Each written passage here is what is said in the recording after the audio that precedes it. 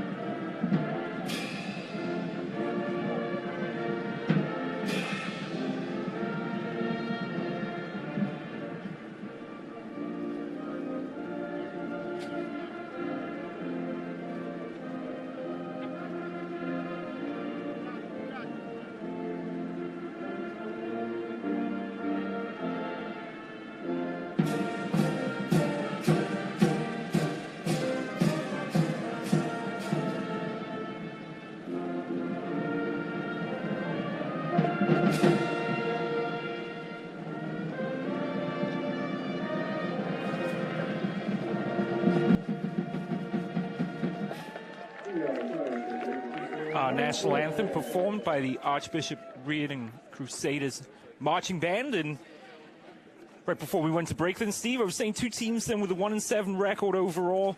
Not a whole lot to play for this season, but anytime you face your crosstown rival, it's a very, very big deal indeed. It's definitely a pride type thing here that they want to go ahead and play for one another's, school. Riordan's playing for Riordan, SI is playing for SI. They're playing for bragging rights. A lot of these kids went to school together. They grew up in the city, or they grew up outside of the city. They went to the same schools, and they really want to go ahead and represent their school and themselves well here. So it is a personal type thing. We will take a short break, and we'll be back with the 4th annual Gil Haskell game following these messages here on the Bay Area Online Sports Network. When I came to SI, I was really shy, and it was such a big school. I was kind of afraid of, where am I going to fit in, or where am I going to find my place. And I think that SI does a really good job of helping you grow and find yourself and develop your confidence.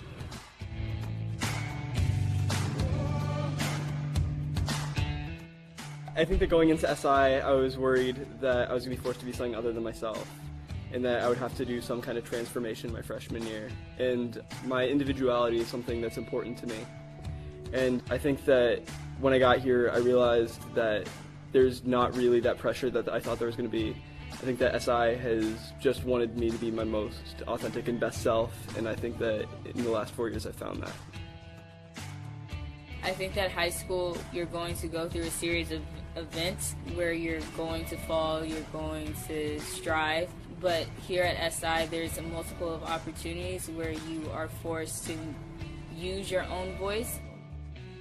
SI forms you to be a person who is knowledgeable about all different aspects of life and really care about everyone you meet and every situation or challenge that you face in life or that others face in life. You learn to really reach out to people who are out of your comfort zone or take on challenges that you might not think you can handle at first. But with the help of friends and teachers and everyone at SI, they really help you to take on whatever challenge you want to fix, whether that be in your community or even in the world. Enter as a Wildcat. Leave as an Ignatian.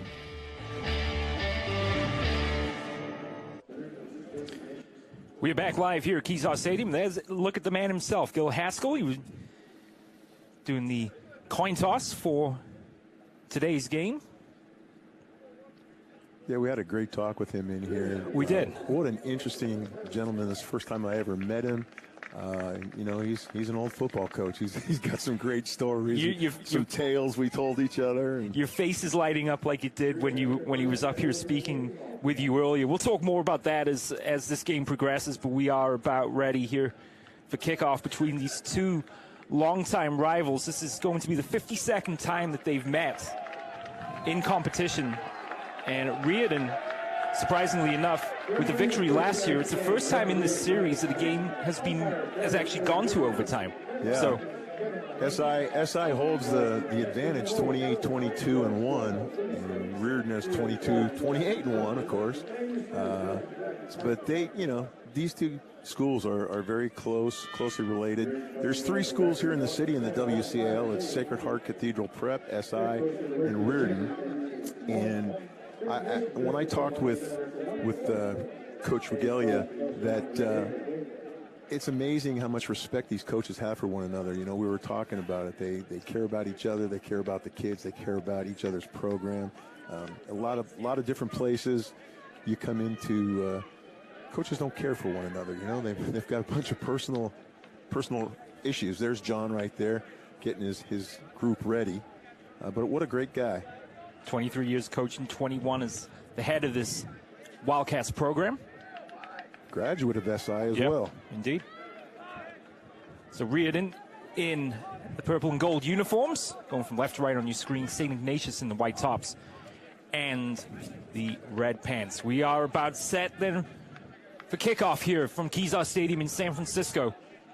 And Riordan, as this is now the 4th year of this game officially being named the Gil Haskell game. Let's look at Jason Morris, his 2nd year as the head of the Riordan program.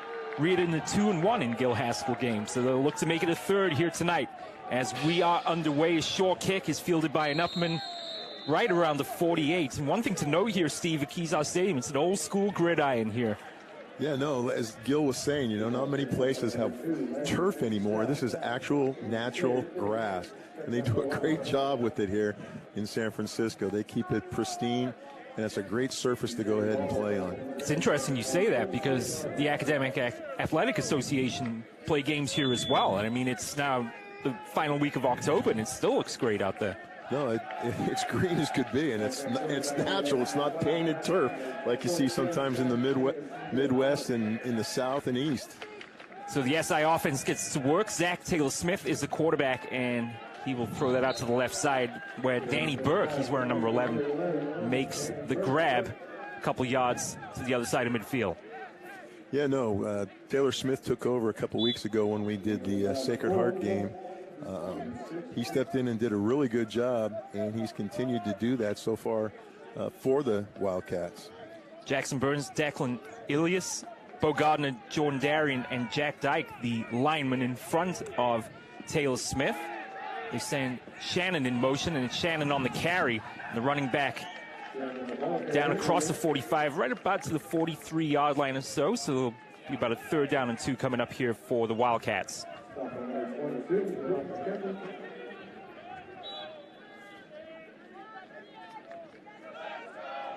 Josh Shannon, he's wearing 21, the running back on the previous play. So it's 3rd and a long one here for St. Ignatius. Their only victory this season coming over Medi, a 38-24 victory back on the 13th of the month. They hand off on 3rd down and short, and I think they're going to stop and shy of the 1st down marker here, Steve. Yeah, Riordan does a great job of stuffing it up the middle there. Biggins is not a big running back, but he runs like his name. He runs big. Here's their offensive lineup right here, Stephen. Biggins at running back. You've got, let me see, Josiah Shannon at running back, Taylor quarterback. They run the fly sweep, the fly option here. Now he's going to go ahead and step up under center. Tight end, 2 receivers, 2 running backs split behind. Taylor-Smith will keep it himself and plunges forward for the 1st down. Good job by the center and the guards to go ahead and create a little pocket right there for Taylor-Smith to go ahead and get that 1st down. So they go ahead and roll the dice. There's your defensive lineup. You got Taylor, Charlton, Fapusa, Mitchell, Ruggiero, Kufa, Young. I'm not that speed reader there, so I didn't get to the last. Could have got a medal there if you're able to read all 11 names at once. They send a man in motion at Shannon. They hand off to Shannon, who cuts back inside and is wrestled down by a couple of Crusader defenders there. Making the tackle was number 53, Raymond Russell. Shannon turned the corner right there really well. He was coming lateral east and west. All of a sudden, he puts his foot in the ground, turns north and south, and picks up a big gain of about 7. He saw a crease. He stepped up into it and was able to go ahead and make something out of nothing. Receive it to the top of the formation is Marcus Sweeney. Down here to the near side is Biggins. They send Biggins in motion. And now Taylor Smith drops back to pass, escapes the clutches of a defender for a moment, is able to creep forward for a few yards. It gets wrapped up maybe a yard or so past the original line of scrimmage. Good job by number 53, Raymond Russell, to go ahead and come off the edge there. He comes off the edge on the back side where Taylor Smith didn't even see him. He took a swipe like a bear.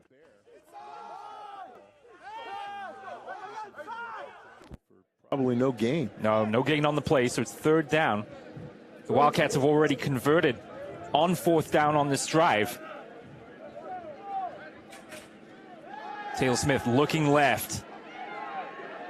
Bounces it to the outside. Should have enough for the 1st down. He does. Across the 25, is pushed out of bounds right around the 22-yard line as it was Dalton Mitchell applying this shove to force him out of bounds. Taylor Smith does a good job. He's reading downfield. He's going to go ahead and pass, and he sees that their defense has voided the right side of the line there, so he just takes off and picks up a 1st down. Good peripheral vision, good decision-making right there. And a pretty decent set of wheels, too, I might add. No, quite an athlete. He's quite an athlete. So Burke and Sweeney, the receivers to the left side of the formation here for Taylor Smith. Send Shannon in motion. They hand off inside. This is Biggins with the carry. And Biggins with a gain of about 8 or so across the 15-yard line.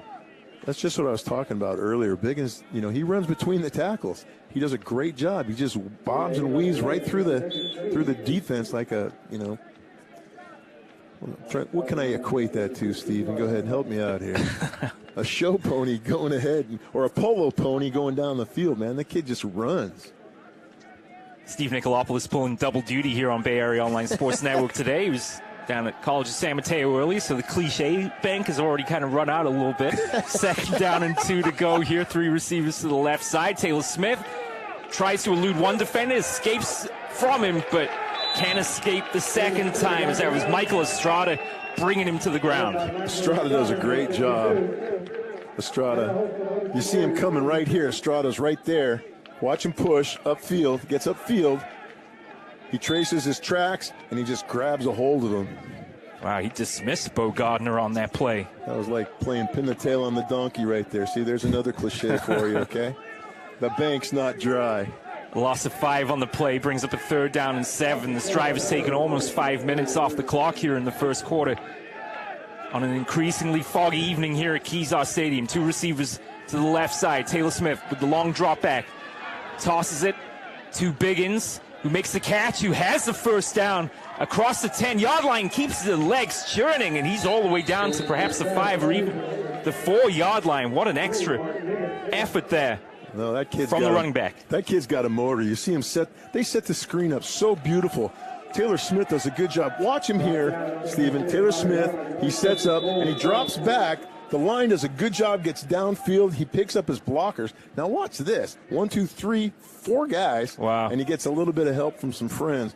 But what a great job Biggins does. Zach Charlton, the Crusader, who eventually was able to get Biggins to the ground. They go back to Biggins here. A couple of cuts, and Biggins is into the end zone for the touchdown.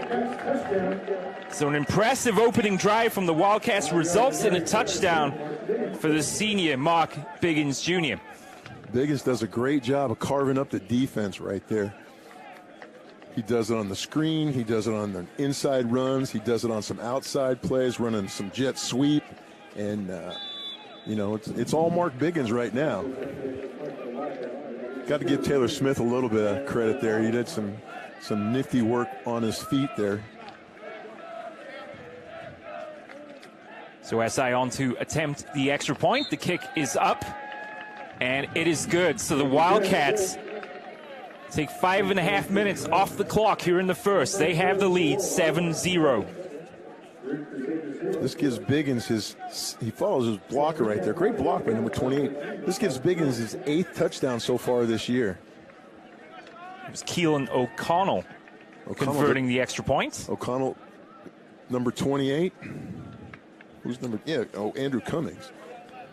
So the St. Ignatius Open House is next Sunday, November 4th from 1 p.m. to 3 p.m. at 2001 37th Avenue in the Sunset District of San Francisco. This open house is a great way for middle school students and their families to explore the SI campus and speak directly with current SI students, faculty, and staff. For more information, log on to siprep.org and click on admissions. That's siprep.org and click on admissions. We'll see you on November 4th. If your television screen or your computer screen or your phone screen looks a little bit gray, well, it's good old Kezar fog. Yeah. I don't know. Did you turn the fog machine on, Steve, before we started here? But you know from prior experience having call games here at Kezar in the past, so right around this time of evening, it's time for Carl the Fog to make an appearance. Yeah, look at that. You see right there. It's ominous looking from where we're standing right now. O'Connell gets us back underway. Short kickoff. This will be fielded on a couple hops, bouncing through the hands of the returner, who now breaks to the outside, shrugs off a tackle, and here he comes down the near sideline, out of bounds right around the 43. That was Chris Wiley on the return. Wiley just about got tackled inside of his 10. He goes from the left, picks up the ball. He's the left receiver. He picks up the ball, he goes right laterally, and he does a good job of picking up his blockers, and it was almost like a picket fence all the way to the 50-yard line there where he got tackled.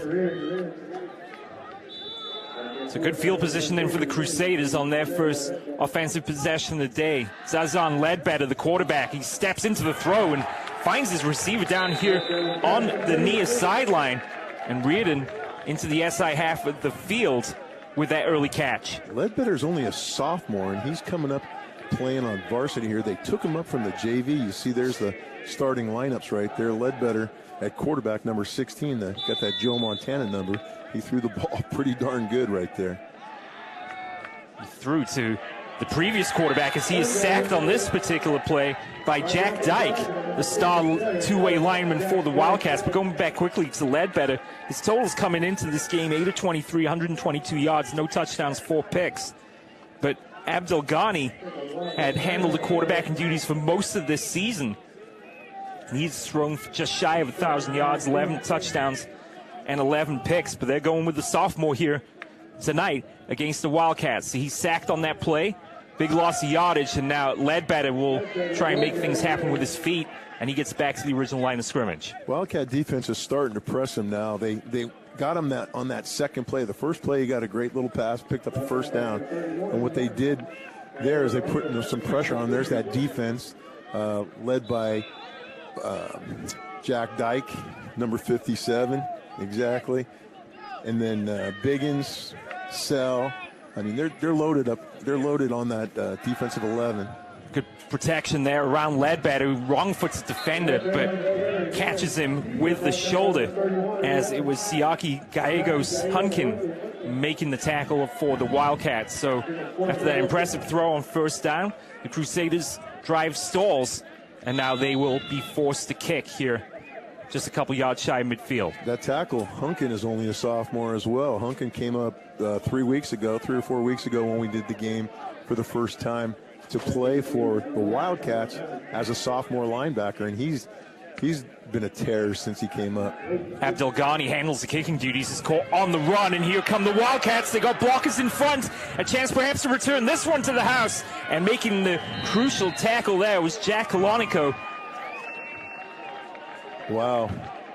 Great field position for the Wildcats. He caught that on the run and just kept going. Ran right by everybody. That was Biggins on the return. He's already at full speed when he catches what was actually a pretty decent kick from Abdel Ghani, but he's already directing traffic before he gets to midfield.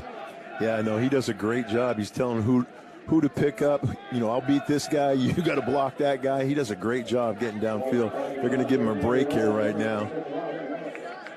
Biggins doing it all then in this opening quarter.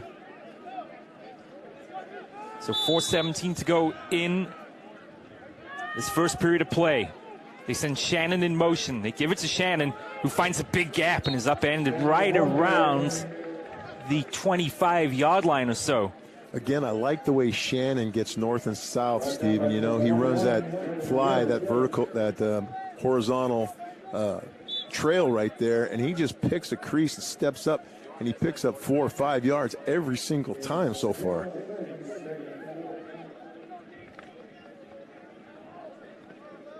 We mentioned that last season this game went to overtime. The first time in 51 meetings that a game was decided in overtime. And then now Taylor Smith on the handoff to Shannon drops the ball, picks it up, and adds it out to Shannon over there on the far side. So what could have been a disastrous play there actually worked out fairly well for them in the end. Yeah, they got back to the original line of scrimmage. You see right here, he's got that. He mishandles the ball, Taylor Smith does, and he knows that Shannon's going to be out there alone, so he just dumps it off and lets Shannon do all the dirty work for him. What I was going to say before that play is, with the exception of last year, most of these games have not been particularly close, and there have been some pretty serious blowouts across the way, too. Look back to 2011, SI 42-7 over the Crusaders. We've had a lot of scores like that in recent memory. Toss to the running back. And Biggins maybe gets a yard, so it's 4th down. They've already converted once on 4th down here tonight. Rolling the dice. Coach Regalia is going to go ahead and roll the dice. Riverboat Gambler here. Needs about a little over a yard here, perhaps. Go full house backfield. Biggins bursts through the gap, and Biggins is into the end zone untouched. Well, how about calling that play up on 4th down? That's what you do. He's short yardage right there. Biggins does a great job. Look at that. He's all jacked up.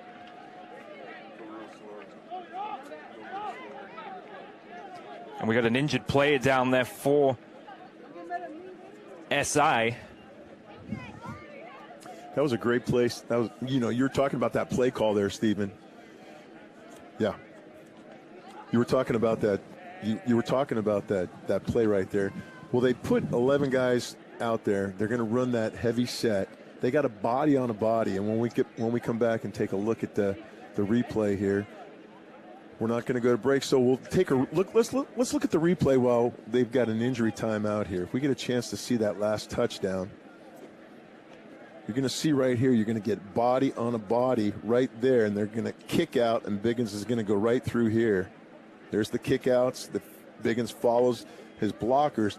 You see him just, there's nobody. Body on a body. They can't even put a hand on him. Great job.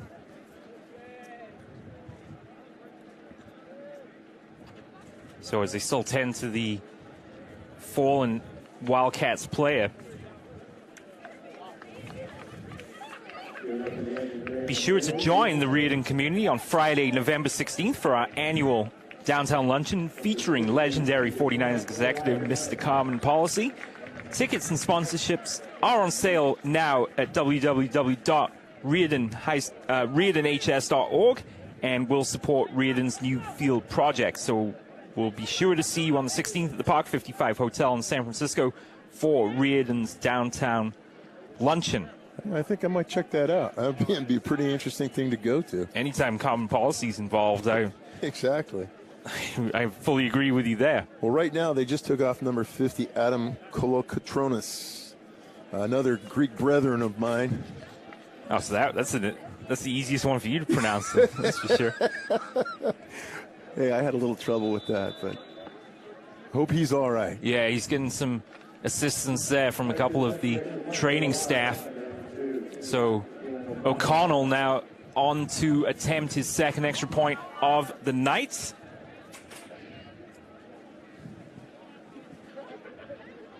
They're switching things around here, trying to block to the right. O'Connell's kick is up, and it is good, and it's a dream start then for the Wildcats with a little over 2 minutes to go here in the first period as they lead 14-0 over the Crusaders. We saw that replay right there. There it is right there up close. Look at the blocks, the kickouts. He follows his blocks. He does a great job of reading the helmet of his blockers. He sees a helmet go to the outside. He knows he's got to go inside. He sees the helmet go inside. He knows he's going to go ahead and cut off that and go outside. Great job of reading his blocks. Archbishop Riordan is hosting an open house for prospective families and students on Sunday, October 28th from 1 to 3:30 p.m. Join us to explore the campus and meet current students, parents, faculty, and coaches. Be sure to learn more about academic, athletic, extracurricular, engineering, and resource specialist programs and to see what's new at Riordan.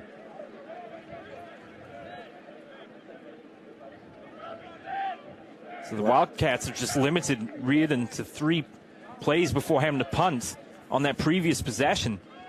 So we'll see if we get a little bit more out of this Crusaders offense as the kickoff just trickles out of bounds here on the near side. 35-yard line. We're going to go ahead. There's our referee, Mike Adam. I've known Mike for about the last 22 years. Good official. Great officiating crew we've got here tonight.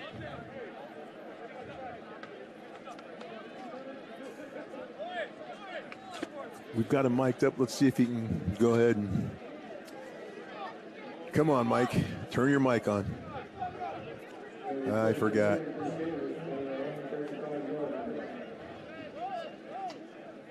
So the Crusaders have it 1st and 10 from their own 35.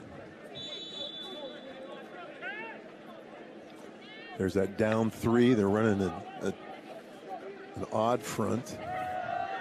Ledbetter fakes the handoff, keeps it himself, and meets Teddy Buchanan with a shoulder there. Teddy Buchanan playing that outside linebacker job. Does a great job of staying home, making the read and stepping up and making that play. Jalen Camp, incidentally, the running back, listed as wearing 23, actually wearing 17 tonight. Avaka Kafu, the other running back for this Crusader offense, and it's Camp who plunges forward for a gain of about 3, brings up the 3rd down from the 40-yard line. Takes a couple series just to figure out exactly where the yardage markers are here. It's a little tricky to see the orange and black yard markers far side. It's definitely difficult, and the fog doesn't make it any easier. Dropping back is Ledbetter here on 3rd down, does well to elude some pressure. Eventually is wrapped up as it is Jack Dyke bringing him down for a loss of yardage. Dyke, the second time we've called his name tonight, coming from inside. He comes as a down lineman, comes upfield, and that's exactly what you want to do as a defense. You've got 2 ends and a nose tackle. Dyke's the nose tackle. The 2 ends come up, force the quarterback right up the middle, and Dyke's right there to go ahead and make the tackle. It's Abdul Ghani on for the second time to kick this one away. And it's Mark Biggins Jr. lurking right around the 30-yard line. Let's see if he gets up the same head of steam he got last time on the punt. This one's going to go out of bounds, and probably wisely so. Definitely, you want to kick it away from Biggins. He's going to be a thorn in your side all night long on offense, on defense, and special teams. Well, the way that the Wildcats offense has marched down the field here in this first quarter of play so far, there may be time yet for more Wildcat fireworks before the end of the period. They lead this game 14-0. 33 seconds left here in the quarter, and of course now the fog is really coming in, and they must have like 150 people vaping over there by the archway, because it's thick, man. You can barely see. They send Shannon in motion. He's lining up the left side of the formation. They fake the give. Taylor Smith is looking to pass, and he has an open receiver, and the ball slips through the hands there of Danny Burke. And he had his choice there of Sweeney or Burke, and just overthrew him a little bit. I would have gone to Sweeney on the inside because Burke was on the outside. The defender was between the two, so Burke could have made that play. Made that play harder. Go to the inside to Sweeney. It'd be a little bit better here. You see Burke goes outside, Sweeney goes inside. You see that number 17 is wide open. There's no safety over the top of him. He just picked the wrong receiver. That was actually Liam McGannon, my mistake there, one of the recent JV call-ups. In the meantime, here it's Shannon on the carry, and he'll get about 5 or so to bring up a third down. And that should be the final play of this first quarter of play. So let's talk about some upcoming performances then this fall from... Go ahead, Steven. Thank you very much. No, go right ahead. I thought I'd get right to it. Because I know we're going to go ahead and hit the mark. Go ahead. Okay, so let's talk about some upcoming performances this fall from SI Performing Arts, the oldest high school performing arts company west of the Mississippi. From November 8th till November 17th in Bannon Theater, the fall play is Laughter on the 23rd floor by Neil Simon. This play takes a comedic look at the backstage chaos of a 1950s TV show. Tickets, log on to siprep.org and click on Arts. On November 28th and November 30th, it's the annual fall concert featuring the SI Orchestras and Jazz Band in Bannon Theater. The orchestras will feature works by Beethoven, Brahms, Vivaldi, and also some innovative music from the current decade. It's a little bit of everything there. For tickets, log on to siprep.org and click on Arts. And then finally, on December 5th and 7th, it's the annual Winter Choral Concert featuring the SI Chamber Singers and the SI Choral Program. And also in December, from the 12th to the 14th in Wiegand Theater, the SI Dance Workshop presents its Winter Dance Concert, A Million Dreams. For tickets, log on to siprep.org and click on Arts. You see now why I wanted to get cracking on that. Exactly. But it sounds like a fun fall season there for SI Performing Arts. You could go ahead and bring your wife and your daughter to some of those things. They might enjoy that. There's a throw and a catch by Burke there that moves the chains for SI. Now they're starting to involve the passing game a little bit more here as we head into the second quarter of play. Yeah, the run has definitely loosened the defense up a little bit, and it's allowing the receivers to go ahead and get open because now they're keying on the run. So everybody's coming up real tight on the defense, and the receivers are getting open on the backside. Shannon in motion. Taylor Smith turns, hands off to Biggins. Biggins out to the left side, finds a gap. Biggins to the outside. Does he have the wheels to get to the end zone? And he gets muscled down. And the last gas challenge by, I believe that was Lavaka Kefu. Yeah, 22, Kefu. He takes a great angle here. Kefu does a good job of chasing. Number 22 right there takes a good angle, and then number 20 does a good job. Dalton Mitchell does a good job of making that touchdown-saving tackle. It was Liam McGannon with that excellent block on the edge there that allowed Biggins to get to the sideline. And this Wildcats offense is in business once again, looking to make it a 3-score lead here if they can. Play action from Taylor Smith, rolling right, thrown across the body, finds the receiver in the end zone for the touchdown. Full house backfield. You got your tight end number 84. It's coming from the backside, running a little slide right across the middle. And he does a great job of just finding a spot in the open zone in the defense right there. They run a play action, which is really nice because last time they ran that full house, they ran a run play. This time they run a pass play off of it. So it's a good job of building one play off of another, Stephen. Alfred Ugaitafa Jr. making the catch for the score. And O'Connell's kick is up, and it is good. And it's been all Wildcats so far. Have only allowed 8 plays total from the Crusaders in the game. See right across the back, he comes right there from that tight end position. That's a tough one to stop. Great call down there in the red zone on the goal line.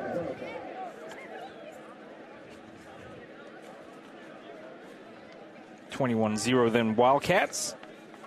And a reminder about upcoming SI alumni events on November 18th. St. Ignatius will give its highest honor to a graduate of the school, the Christ the King Award. This year's recipient is John Dugan from the class of 1959. John and his family own both Original Joe's restaurants in North Beach and in Westlake. So log on to siprep.org and click on alumni for more information on this special day. And then for the latest updates on St. Ignatius class reunions and upcoming class Christmas lunches and dinners, log on to siprep.org and click on alumni for more information.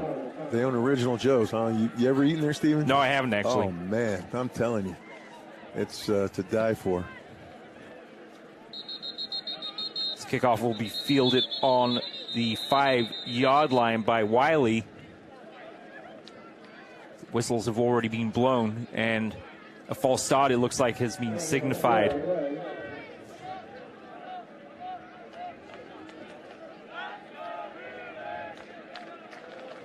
So the players doing their best to fire up the Crusaders here, who already find themselves in the 3-touchdown hole.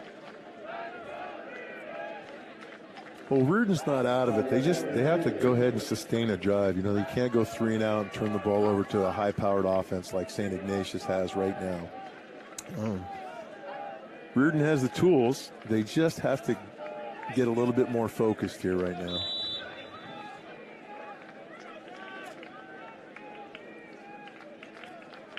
So O'Connell, then at the second time of asking,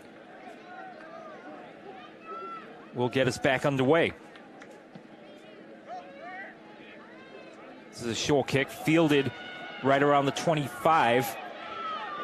And the Crusaders bring it back across the 30 down to around about the 33-yard line or so. It's Andre Diaz, the junior, there on the return. Ledbetter has to go ahead and get rid of the ball quicker on his pass plays because the defense is really putting some pressure on him. You got to find some short, quick routes instead of trying to get these intermediate and deeper routes. They're just having a little bit too much trouble. 3 receivers bunched to the near side. Camp is the running back.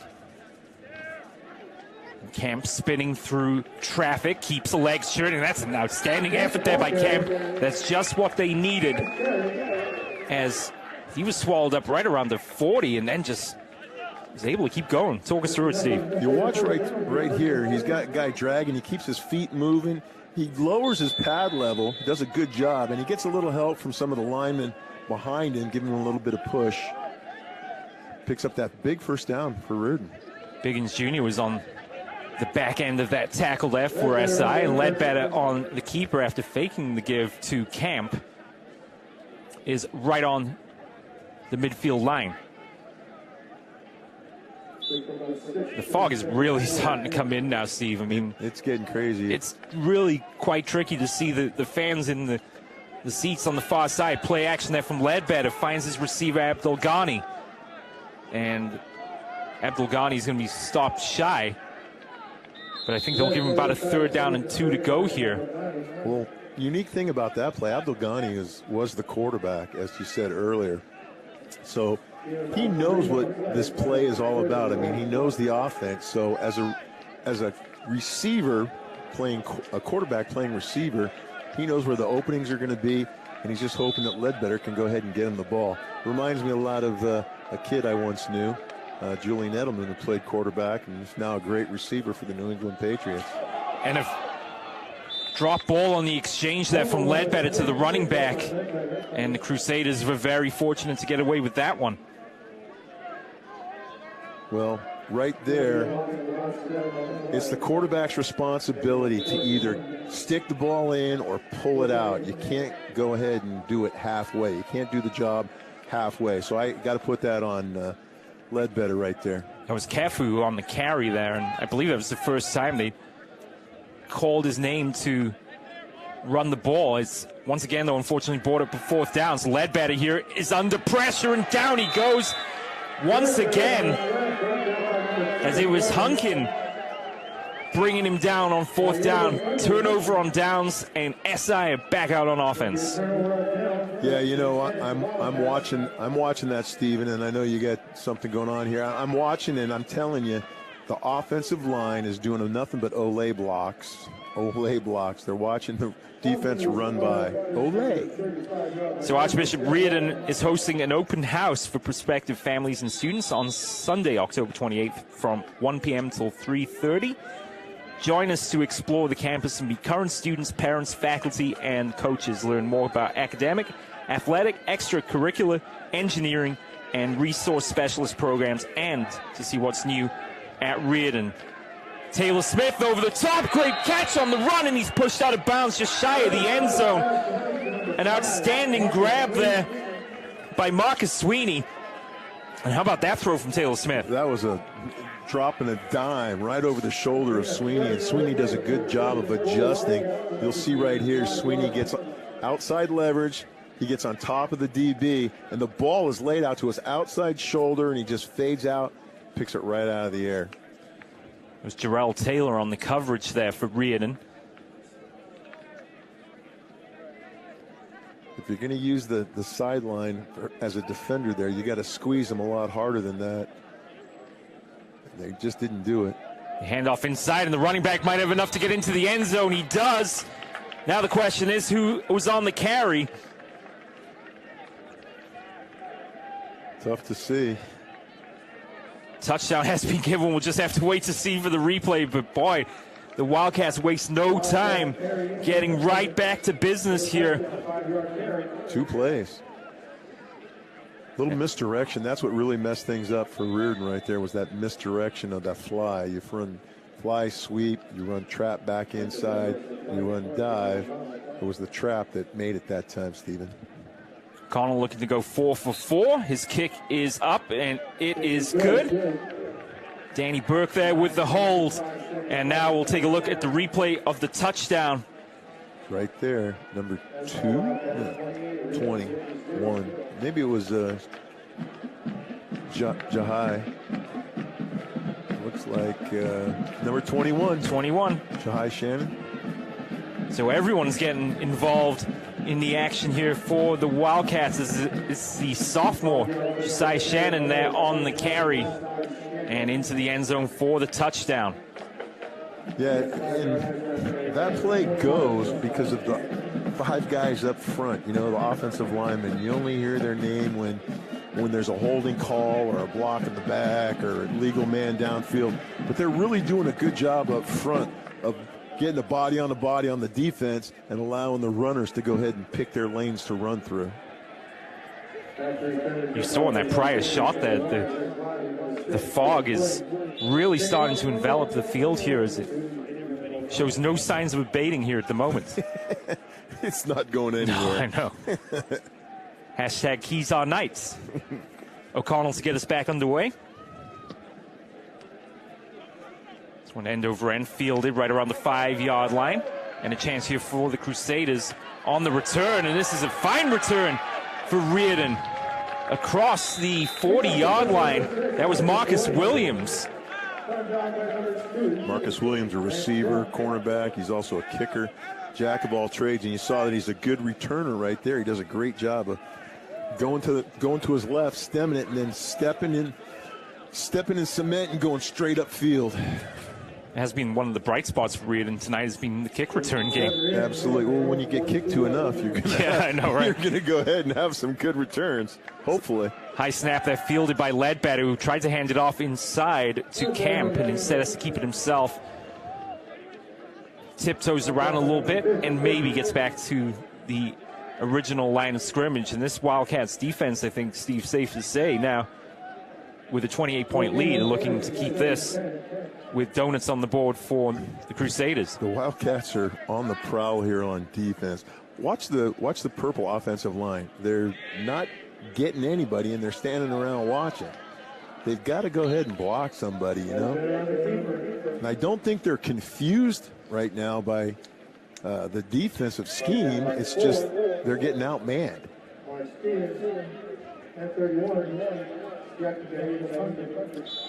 Gain of a couple there on the carry.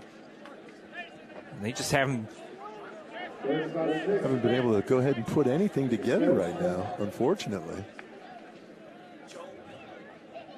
Another high snap there for Ledbetter. Drops back, dumps it off to Camp, and Camp has the first down, has more, gets tripped up right around the 35-yard line. Jalen Camp then has been relied on a couple times in this game to provide a spark for this Crusaders offense, and he does so here. You know, Camp has got the wheels to go ahead and get this done. A great little screen. And look at how nifty of a runner he is. He gets outside, he keeps his balance. And that's what they have to do. They have to get the ball to him out in space, because right now the defensive front seven is too much for Riordan to handle. They hand off to Camp, and the Wildcats defense read that all the way. They got their ears pinned back, and they're coming like mad. That was Teddy Buchanan, as you see in the shot, making the tackle in the backfield. Big loss of yardage there. Brings up a second down. Second and way too much right now. There's Gil Haskell right there. He's definitely dressed for the occasion. Yeah, he's a San Francisco guy. He knows how to dress here. Yeah, you know? Indeed.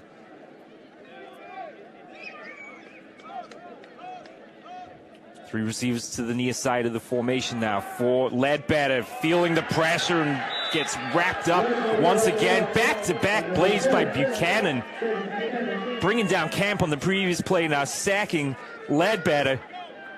You take a look at his right hand, it's all bandaged up, Stephen. He's got like just a ball on there, and he's making tackle after tackle. The man on a mission. 6'2", 190. Playing with a vendetta here and wants to go ahead and he wants to make Riordan pay for his bandage on his hand. No kidding. And he's done so single-handedly. The Crusaders now are back to midfield and need to get to the 23 for a first down. Ledbetter takes off, has the speed, gets most of it back himself, and he gets forced out of bounds, maybe 2 yards shy here of the first down markers. So it's going to be a fourth down and about 1 to go. Now they're playing man coverage here. They just run everybody off. There's nobody there. Ledbetter does a great job of reading the man coverage. There's no defenders there, and he's able to go ahead and pick up almost all that yardage. Now it's going to be fourth and short. But again, you've had trouble running against this defensive front right here, especially out of the shotgun. On fourth down, Camp is going to be stopped short.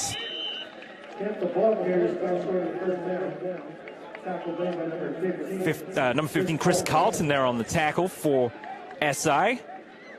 You know what I like to run there is a nice little pop pass. You run a dive, fake the dive, and hit a tight end. As he releases, looks like he's blocked and he's wide open. But maybe they just don't have that in the playbook there. But that would have been a great play to run on 4th and 1 right there with the Wildcats got their ears pinned back, looking for a run. You play action them and catch them biting on it. So after Ledbetter gave him some hope, the Crusaders unable to convert in fourth down, and now this Wildcats offense goes back to work with Shannon, who scored the prior touchdown on the ground with a gain of a couple. Shannon again running east and west, turning it north and south, picking up positive yardage. There's 5 positive yards right there.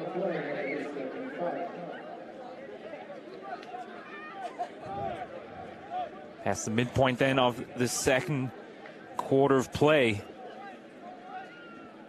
And it has been all Wildcats in this one so far. Taylor Smith sends Shannon in motion, steps up in the pocket, and perhaps for the first time tonight, the Crusaders get to him and bring him to the ground as a couple of Crusaders converge to make the tackle of the quarterback. That worked because they blitzed one of the linebackers. Number 20, Dalton, comes right off of the outside linebacker position. He takes an inside release where the defensive end goes outside, and he's able to go ahead and make that tackle. There's a look at Dalton Mitchell, a senior, listed as a middle linebacker and a running back for this Crusaders team.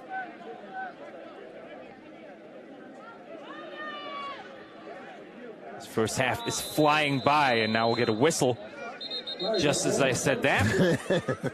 And laundry on the field. Play a game against the Wildcats.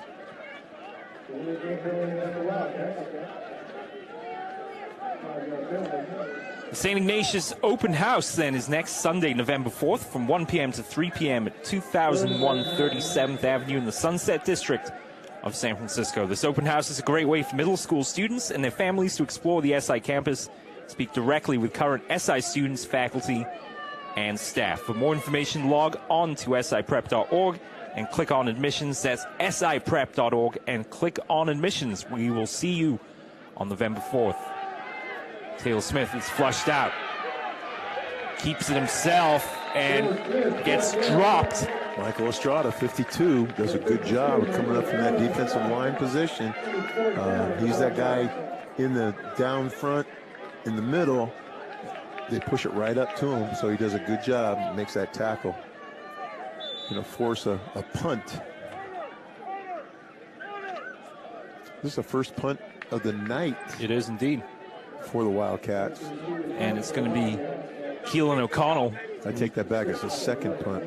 Is it the second punt? 1-1 out of bounds? No, it's the first punt, yeah. So O'Connell's been perfect in extra points tonight and gets off a very decent kick that takes a kind bounce as well. And now it's Williams who has some success with the kick return early. He's got a flag, though, right around where the ball was caught. And he's forced out of bounds right around the 35-yard line or so. It's going to come back. It's got to be a block in the back or a hold on the return.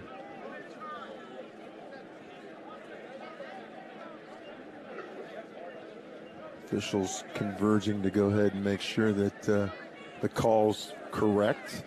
That's Mike Adam, our head official. Need some kind words for you before the game? Oh yeah, I'm sure he did. he used to officiate all my games, or most of my games.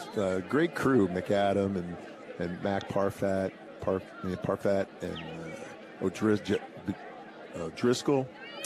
Who else we got there? We got the umpire Barry O'Driscoll, the head linesman Kevin Lahane, the line judge is Anthony Moore, the back judge is Tino Felice, the field judge is Patrick Burford, and the side judge is Mac Parfat. You know, that's a good group. They work together all year long, and there's your officials right there. So on November 18th, St. Ignatius will give its highest honor to a graduate of the school, the Christ the King Award. This year's recipient is John Dugan from the class of 1959. John and his family own both Original Joe's restaurants in North Beach and in Westlake. So log on to siprep.org and click on alumni for more information on the special day. For the latest updates on St. Ignatius class reunions and upcoming class Christmas lunches and dinners, log on to siprep.org and click on alumni for more information. Hard to believe that Christmas is not that far away now, is it? Tell me about it. Halloween's right around the corner. Yep. Thanksgiving's a couple of weeks off, and it's Christmas. Certainly football season in the city by the bay. The Academic Athletic Association title will be decided right here at Kezar on Thanksgiving Day. One of only a handful of games, I guess, is actually played on Thanksgiving west of the Mississippi. Yeah, there's the Big Bone game down in San Jose with San Jose and I think James Lick. Ledbetter with the completion. That's over to Chris Wiley on the far side for a gain of maybe 7 before he's forced out of bounds. A lot of tradition. There's a lot of tradition on Thanksgiving. There used to be a lot more, but not, because they didn't have a playoff system in the Central Coast section or even in the state of California for quite some time. So they used to play all these big championship games. Mm-hmm. The little big game, which was Palo Alto and Sequoia. I could go on, but there's San Mateo Burlingame, which they still do play, which because it's a league type thing. Let's see. It was Lincoln and somebody. Lincoln and San Jose Academy was the Big Bone game that they still play because they don't even play in the playoffs anymore because of that game. That's their extra game. So 3rd down and 7 upcoming now. A little over 2 minutes to go. Ledbetter drops back, looks downfield into the fog. The receiver is pulled back, and they will get a flag. Oh, yeah. Laundry's got to come out on that play. That was Joshua DeJesus, the intended receiver. And Lancel. No, that was number 1. Was that 7 or 1? 7. It was 7. De Jesus, he got spun around like a top.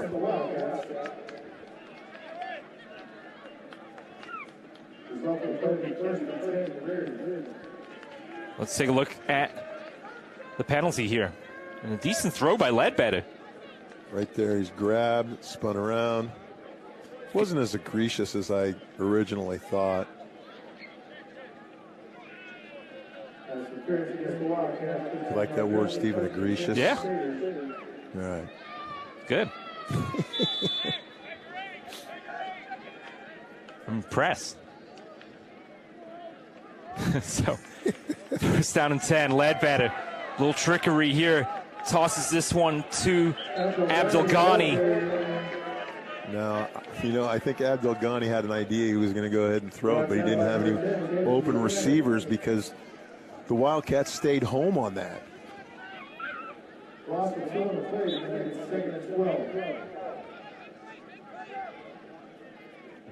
You'll see right here the receiver slows down. Looks like he's going to go ahead and block. Kind of lost his footing there, trying to cut back. Yeah. So loss of 2. And time beginning to run out now for the Crusaders here in the first half. Ledbetter has time, dumps it off to the running back who gets... Kefu. Yeah, who gets spun down to the ground. There was no deception there in that screen. It was, you could read that like a comic book because nobody let their blocks go or anything to go ahead and the lineman to release and get downfield. 3rd and 15 for Ledbetter in the offense. Pressure comes from the backside. Ledbetter does a good job of escaping it and then overthrows his intended target. He was looking for Abdul Ghani down here on the near side. And it was Lancel on the coverage there for the Wildcats. So another 4th down situation upcoming for the Crusaders, who just haven't been able to get it going in any way so far here in the first half. No, they've had trouble stopping this defensive line, and that was one of the things that Coach Morris was concerned with. They got to win the line of scrimmage, and they haven't been winning the line of scrimmage here tonight. Abdul Ghani does well to even reel that one in and gets off a decent kick as well. And it's grounded right around the 35-yard line or so as Lucas Faupusa does the honors there. The junior reels that one in.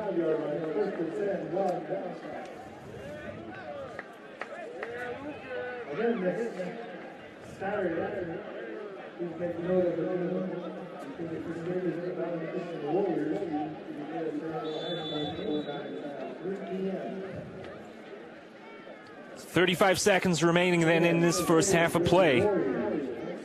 Half thoroughly dominated by the Wildcats. And no small part thanks to Zach Taylor-Smith. The passing touchdown in the first half. Takes off and needs about 3 or 4 Crusaders to bring him down. Well, that's what, they're going to have to go ahead and kick the ball off in the second half. I don't remember who won the coin toss, who received first. I think SI received first, so they're going to have to go ahead and kick off. This is the time you want to go ahead and take a shot because right now the defense, is tired. They're worn out. They're not going to get a shot in the second half. The offense is not going to get a shot in the second half.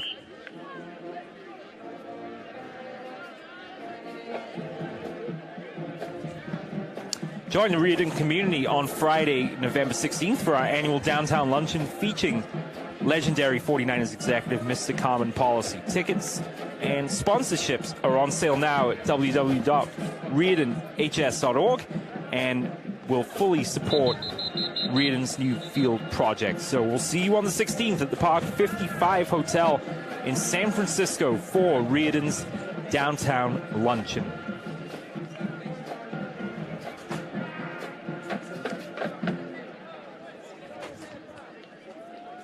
So a timeout taken, 17 seconds remain, a 2nd down and 7 now for the Wildcats.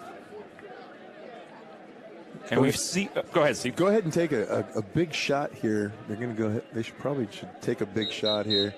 If they're not going to do that, there's no use in going ahead and run plays. You might as well just take a knee and get out at halftime with a 28-0 lead.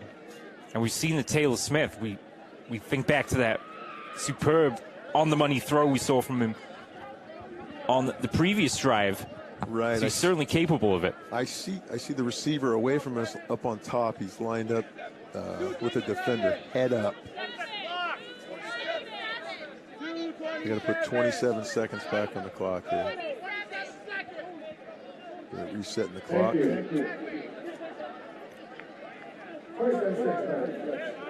So there's certainly plenty of time then for a couple of deep shots.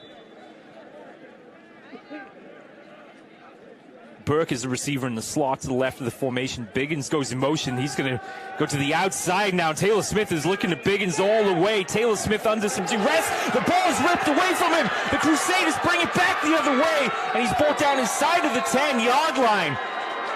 Number 52, Estrada, again. We've been calling his name on defense all night for the purple, Raiders here. I'm telling you, he's balling tonight on defense. I don't think the ball hit the ground. I think he just ripped it right out of his arm. He just tore it straight out of his arm.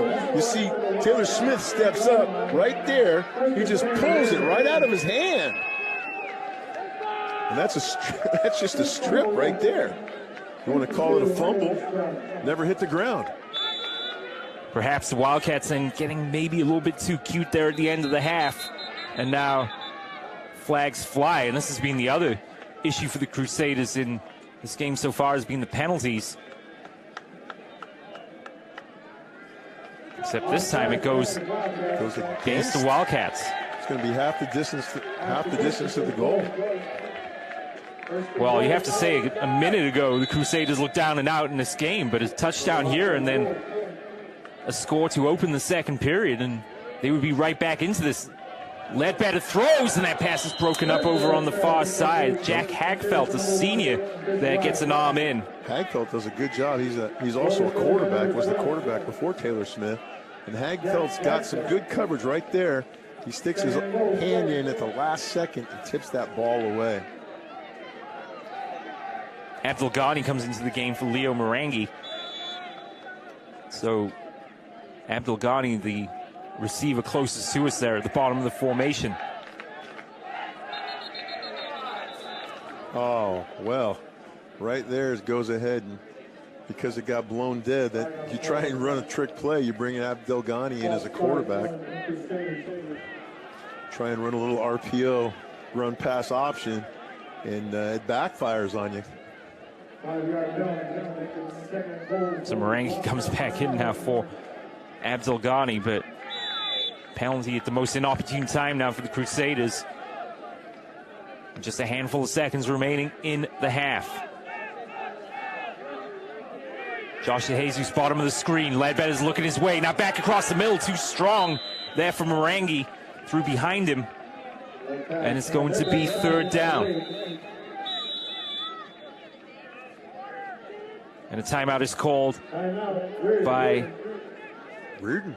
By Morris. Yep. By Coach Morris. Morris calls a timeout. He wants to go ahead. He's got to punch this in here. They have to go ahead and punch this in and get some points here, Stephen. They got to get some points here if they want to go ahead and hang around. They've got a short field here. They've got 3rd and 9. They're on the 9-yard line. Again, go with the play action pass in the middle. Go with that tight end pop. So let's tell you again about some upcoming performances this fall from SI Performing Arts, the oldest high school performing arts company west of the Mississippi. That's pretty cool. So from November 8th to the 17th in Bannon Theater, the Fall Play is Laughter on the 23rd floor. For tickets, log on to siprep.org and click on Arts. On November 28th and 30th, the annual Fall Concert featuring the SI Orchestras and Jazz Band in Bannon Theatre. Again, log on to siprep.org and click on Arts. And then on December 5th and 7th, it's the annual Winter Choral Concert featuring the SI Chamber Singers and the SI Choral Program. Also December 12th and 14th in Wigan Theatre, the SI Dance Workshop presents this winter dance concert, A Million Dreams. siprep.org, click on Arts. 7 seconds left here. I know you need to take a breath after that one. Ledbetter throws too deep to the back of the end zone. The receiver had separation there. It was Marcus Williams, the intended target, but he was covered pretty stoutly over there on the far side by Mark Stevens. And when he turned left, he should have turned right. That's what they all say. I turned left when I should have turned right. So that was just a straight drop back pass.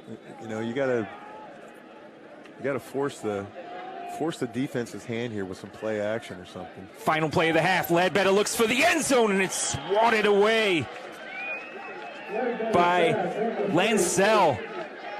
So the Crusaders had a golden opportunity at the end of the first half to get some points on the board, but at halftime here at Kezar Stadium, it's all St. Ignatius. They lead over the Archbishop Riordan Crusaders 28-0.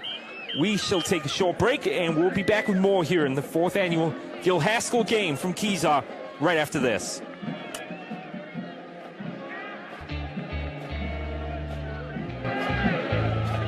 When I came to SI, I was really shy, and it was such a big school. I was kind of afraid of like, where am I going to fit in, or where am I going to find my place? And I think that SI does a really good job of helping you grow and find yourself and develop your confidence.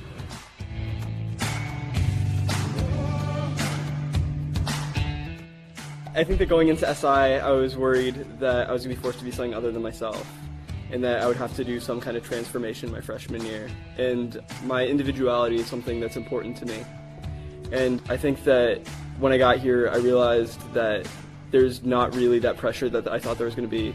I think that SI has just wanted me to be my most authentic and best self, and I think that in the last 4 years I've found that. I think that high school, you're going to go through a series of events where you're going to fall, you're going to strive, but here at SI there's a multiple of opportunities where you are forced to use your own voice. SI forms you to be a person who is knowledgeable about all different aspects of life and really care about everyone you meet and every situation or challenge that you face in life or that others face in life.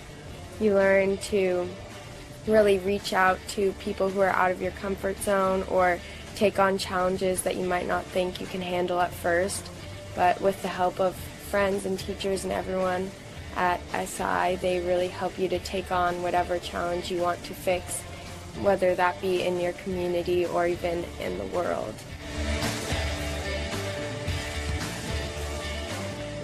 Enter as a Wildcat. Leave as an Ignatian. Time to go ahead and do something. Carl, the fog continues to roll in then here at Kezar Stadium in San Francisco as we are ready for the second half of this 4th annual Gil Haskell Classic. 2 victories for Riordan in the series, 1 for SI, and if the score remains as it is, let's look at the prize on offer. That's a beautiful trophy, boy. That's something that you really want to go ahead and work to win and bring back to your school.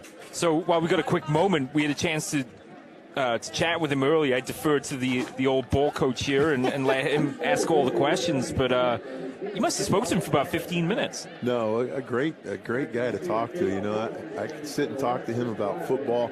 He knows a lot of guys that used to coach around my dad. He's been around a lot of great programs. We talked about the grass fields. And, I mean, we spoke about everything, and it's great to have your name on a trophy that's that beautiful right there.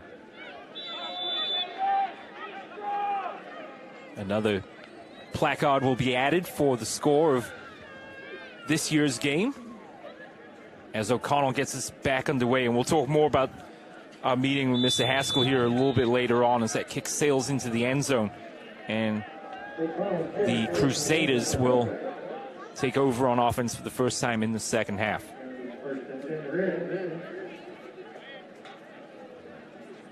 All right, so Riordan's going to take the ball on the 20-yard line. It's not like college and the pros where you get on the 25. It's on the 20-yard line.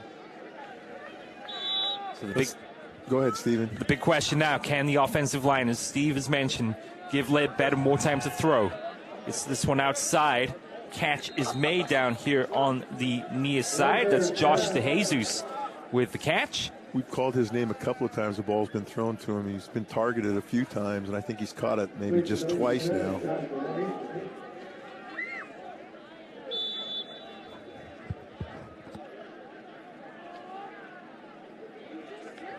So gain of a yard on first down. Sends up a second down 9. Play action. Ledbetter dancing around and just gets swallowed up by the Wildcats. Again, that front four doing its job. The outside guys coming with a hard rush. The inside guys just pushing up the middle, forcing the quarterback right into the middle guys, and he just gets swallowed up. Ethan Mann and Teddy Buchanan were not far away that time. Loss of 2. Third down and 11 now. Ledbetter with time to throw, throws it behind DeJesus. He was covered by Marcus Sweeney. But the throw from Ledbetter, good couple yards behind its intended target. So that's what you call a comeback route. He had to come back way too much on that. That ball was underthrown to the outside. So there's a miscommunication between the quarterback and the receiver right there.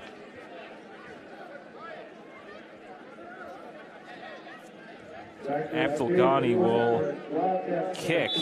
2 players back deep for the Wildcats. Biggins to the near side and Shannon to the far side, and it's coming in the direction of Biggins, and it falls through his hands, but he is able to recover despite the fact that Nicholas Milburn and Alejandro Martinez were bearing down on him.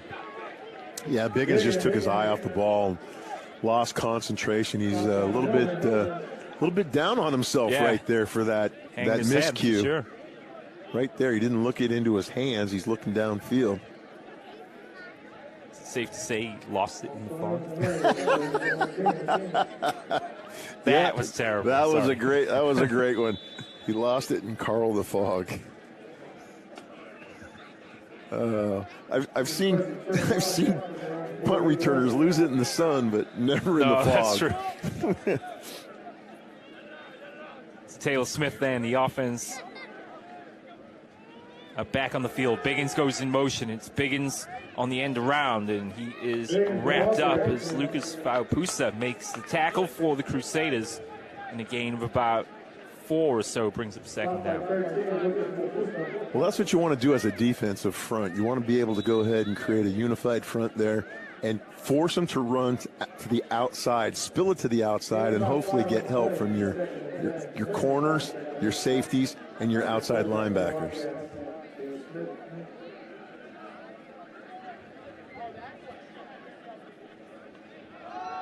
Hand off inside to Shannon.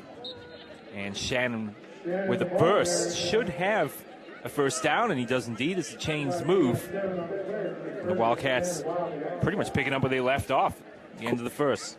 Yeah, of course, as soon as I say go ahead, and the defense is doing what they're supposed to do, is make them run outside. They run right up the gut. That defense has been out there for quite a long time so far this evening, so they're going to get a little bit worn down. Play action from Taylor Smith. Steps up, throws, finds his target down here on the near side. That's Danny Burke. Did he lose the ball at the end of the play? Let's look at Burke down on the sideline.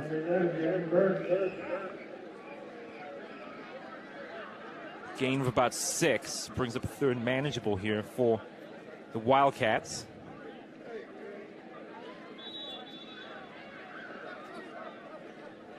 So Sweeney and Burke will line up to the far side of the formation.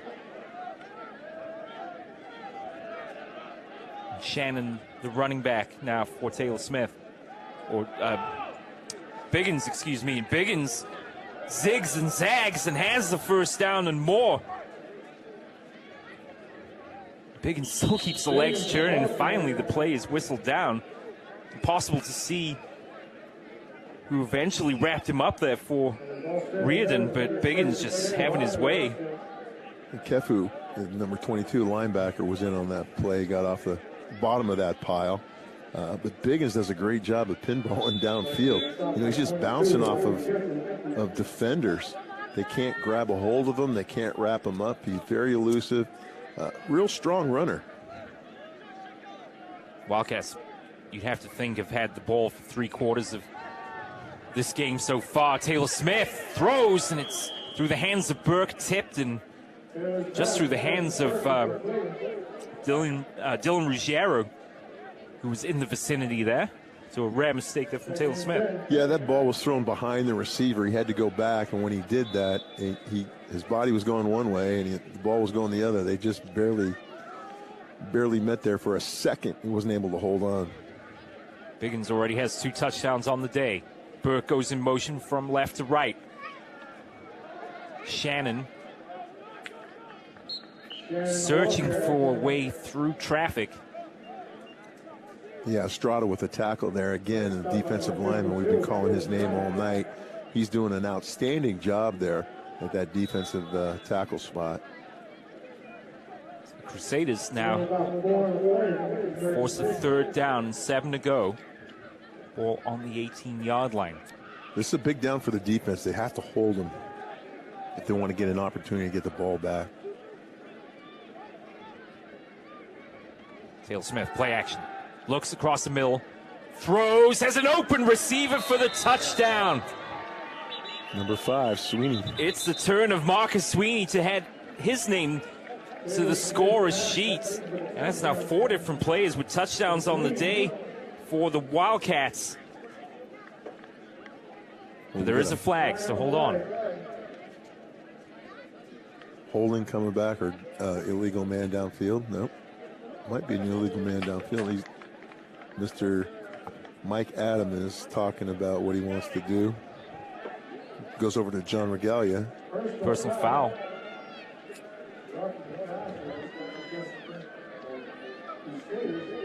Taylor Smith was hanging in there under some duress when he let go of that ball. Maybe we can see it here on the replay, but the penalty roughing the passer. So the touchdown counts. Penalty will be assessed on the kickoff, and now O'Connell with Burke holding will look to make it 5 for 5 in extra points on the day. Here's where they go with that overload shift to go ahead and block to the left. High snap dealt with well by Burke. Kick is up and good. And the Wildcats are on a mission now. Let's see if we can see this right at the end of the play. And we just go out of shot there, unfortunately. Good throw. You could see the pressure coming. Yeah, he steps up into the pocket, does a great job of delivering the ball, keeps his eyes downfield. That's something that you don't see a lot in high school quarterbacks. And, he keeps his eyes focused downfield. He doesn't lose his target, worrying about the rush and who's coming at him or where they're coming from. He's got good peripheral vision. Be sure to join Archbishop Riordan tomorrow as they are hosting an open house for prospective families and students on Sunday, October 28th from 1 to 3:30 p.m. Join us to explore the campus and meet current students, parents, faculty, and coaches. Learn more about academic, athletic, extracurricular, engineering, and resource specialist programs, and to see what's new at Riordan. We just had the press box door open. And quite intimate in here today, I might add, but it is getting cold out there. That blast of cold air that just came through right now. It feels good to me, I'm telling you. I perspire in a swimming pool here. It's been hot for me all day.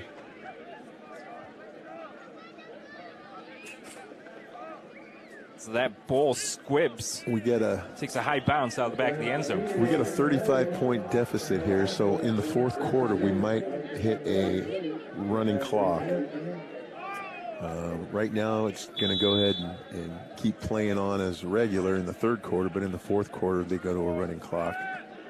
So Ledbetter drops back, Running back squirms out of the backfield. That's a great throw from Ledbetter, and an even better catch as it was Marcus Williams making the grab. Williams doing a great job. He tracks the ball real well over his shoulder. Watch Williams. He comes on a little wheel route out of the backfield. Williams does a good job. Throwing a little bit behind him. He tracks it real well. He pulls it in, and he helps move the chains. 3 receivers top of the formation now for Ledbetter. You know, he's just a sophomore, as we've mentioned. He's had some experience playing this season, but he could be the guy for the Crusaders going forward. That's a one-handed catch, an excellent one. It's good enough for perhaps a first down. An acrobatic catch there by Abdul Ghani. Abdul Ghani does a great imitation of Odell Beckham right there. Watch him one-hand the ball here. He just one-hands it, sticks a hand out there, pulls it in, and he picks up a first down to move the chains. Beautiful job by the ex-quarterback turned receiver. Lancel there on the tackle for the Wildcats, and this might be the first time in the game that the Crusaders have put together back-to-back first downs on consecutive plays, and now it's Ledbetter on the ground for a gain of about 4. Positive yardage on every single play. That's exactly what you want out of your offense. Production, moving the chains, 3 and 4 yards at a chunk. Looks like the SI defensive coordinator calling his defense. See if they bring pressure from the top of the formation. Ledbetter with time. Cam blocks for him, throwing downfield, looking for Wiley. It's through his hands. He'd beaten the coverage over there on the far side of Marcus Sweeney. Just couldn't hang on. I think Sweeney does a good job of knocking the ball away at the very last second. And as a defender, a cornerback, he does a good job of reading the receiver's eyes. He's got his back turned to it, and the receiver goes up for it. You see right here. Here's the play. As he comes down, watch all of a sudden the reaction to the receiver. You see how he bats it away. That's what you got to do as a defender, is read the receiver. Don't worry about the quarterback behind you. Crusaders went quickly on that play. That's unfortunate because Ledbetter delivered a ball on target, but Jesus, turning back to the ball, slipped and lost his footing. And now that brings up a 4th down. Well, that's the casualty of natural turf, number 1. And number 2, Carl the Fog. Right there. Yeah, I mean, he's already on the ground. Yeah. So Crusaders down by 35. Going for it here. 3 receivers to the right, 1 to the top of the formation. Here's the throw from Ledbetter, and it's overthrown, intended for Abdul Ghani. And although he was able to get fingers on it, he's unable to reel it in, and perhaps some confusion there at the end of the play about the intended target. But Crusaders, at least on that drive, Steve, were able to get consecutive first downs. Yeah, they're doing something offensively. They're finally getting some production out of their offense. Their receivers are doing a good job. Again, Ledbetter, being the sophomore, the young guy, he's just not in sync with his receivers right there. And the turf played havoc. It would have been a first down to DeJesus there on 3rd down. 6.5 to go here in the 3rd quarter of play. Taylor Smith hands off, and we got a new running back in the game. Cormac Gallagher. Yeah. Senior, 5'8", 170. Yeah, Cormac Gallagher does a good job of running that little trap, inside trap off that fly sweep. They fake the fly sweep. They run a dive up the middle to the back, and they do a nice little X block. Two linemen block down, another one kicks out. Creates a nice little seam right there. 5-yard pickup. Oh, excuse me, 9-yard pickup. Jack Hagfeld is in the game as well.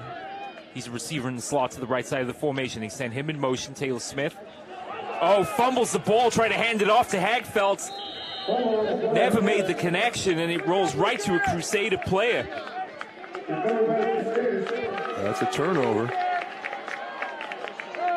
Yeah, the mesh point on that was not very good. Hagfeld brought it back in towards Taylor Smith. Watch the mesh point here, Steven, with the quarterback and the receiver right here. They bump into one another, and ball never gets handed off correctly. It's like Vapusa was the player to recover it there for Riordan. Signs of life on the previous drive for the Crusaders. Play action. That ball skips into the grass, intended for Marcus Williams. That's a young quarterback mistake right there, throwing it into the ground. Just trying to rush things. You know, he's trying to make something happen. He's got a lot going on. He just needs to settle down, make his right reads, and deliver the ball. A lot of time for Ledbetter. Looking downfield. This pass is going to be intercepted, though. Overthrown. And Hagfeld makes up for his early error with the interception there of Ledbetter. And it was pretty safe to say as soon as that ball left his hand that was going to be trouble left for Riordan. Yeah, you knew it was good. He put a lot of juice into that one and really overthrew it.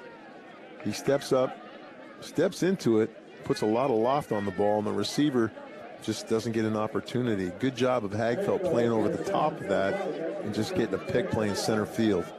DeJesus was the intended receiver. It's the 5th pick of the year for Ledbetter. That's all right. He's young, he's growing, he's learning, so that's the main thing.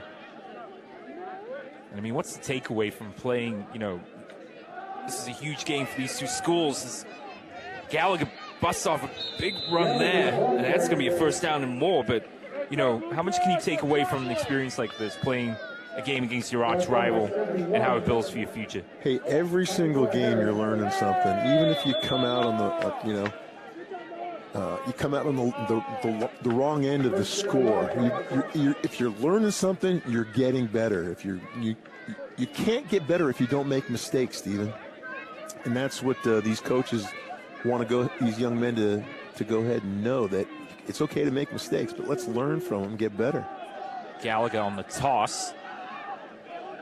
Gallagher's some more useful yards for him, as it looks like, at least for now, that Biggins might be getting the rest of the evening off. Gallagher's a tough little runner, inside runner. He was a runner. He's a second string running back. He ran a lot last year before Biggins came in. Biggins kind of took his spot, and Gallagher's a tough runner inside.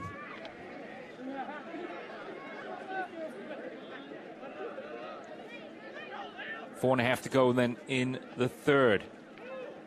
And as Gallagher once again, he's got the first down. He goes down hard there, lost his footing. Encounters the shoulder there of Ruggiero at the end of the play, but Gallagher definitely. That was more of Gallagher slipping going down rather than Ruggiero. Ruggiero just, take that back. Ruggiero delivered a nice little pop there and helped Cormac Gallagher down to the ground real fast.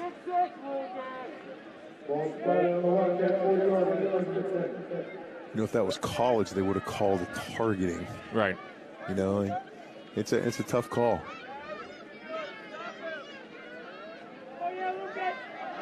And it's the running back bursting through the hole. Could it be another SI touchdown? Number 22, Stephen. That's Reed Hansen. Another different running back. It's like they got a stable of guys over there that can just go ahead and carry the ball and tear things up. My apologies. That's Andrew Cummings. Let's verify there. What do we get? Number 22. No, it is 22. No, we're correct. It's Reed Hansen. 32. Matthew Silva. So we're both wrong. Hey, we're going to blame the fog. We just can't see up here, even on the monitor. I think we're going to have to go see what's that LASIK surgeon guy's name?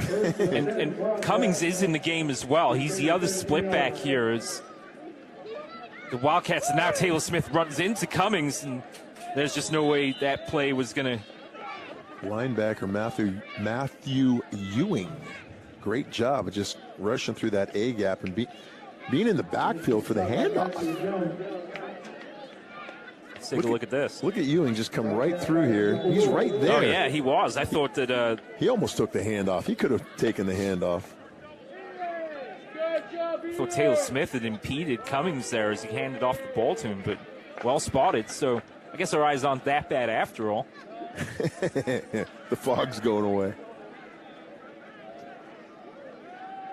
Taylor Smith looks for the end zone and through the hands of his intended target. The throw was there. It was a little out in front there of number Liam 80. McGannon. Yeah, was that James Adams, number 80? No, it was 17. 17, okay. Liam McGannon. But he was taking long strides there into the back corner of the end zone. Well, he had the defender beat. He was able to go ahead and get behind him, and Taylor Smith was delivering the ball. He had to lay it out there just a little bit. He should have put a little bit more arc onto that ball, and it would have been more catchable. You know, he was running out of real estate there, going to go through the back of the end zone.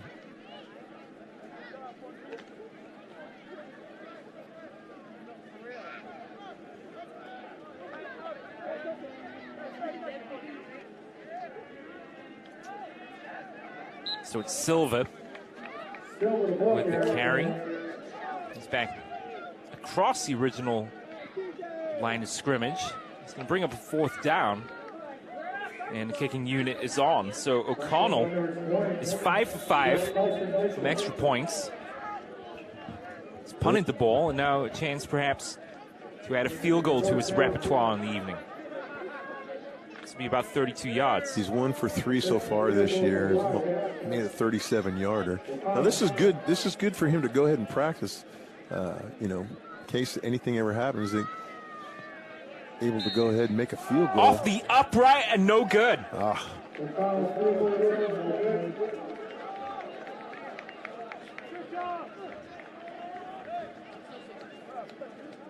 Well, there's a turnover on downs right there for the Riordan defense. So they get a stop, Stephen, and now they're going to get the ball back.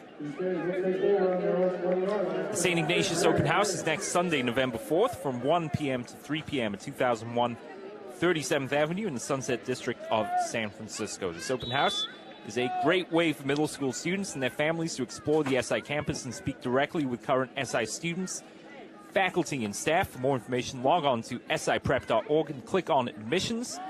That's siprep.org and click on admissions. We'll see you on November 4th. It's Camp, the ball carrier, and a gain of about 6 or 7 at the end of the day. Yeah, no, I know Camp can go ahead and run the ball real well, but he's just got to get blocks up front. You can't run through a stone wall. And that time he was able to go ahead and get a crease. Hefty collision there. That's going to be shy of the 1st down.